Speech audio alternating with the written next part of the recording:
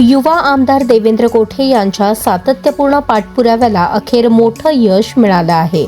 मुख्यमंत्री देवेंद्र फडणवीस यांच्या अध्यक्षतेखाली झालेल्या उच्चस्तरीय बैठकीत सोलापूरच्या महत्त्वाकांक्षी 1020.50 कोटींच्या 4 पदरी एलिव्हेटेड कॉरिडॉर प्रकल्पाला गती देण्याचा निर्णय घेण्यात आला. जुना पुणे नाका ते बोरामणी नाका दरम्यान सुमारे 9.66 किलोमीटर लांबीचा एलिव्हेटेड कॉरिडॉर उभारण्यात येणार आहे. या प्रकल्पामुळे शहरातील वाहतूक कोंडी मोठ्या प्रमाणात कमी होणार.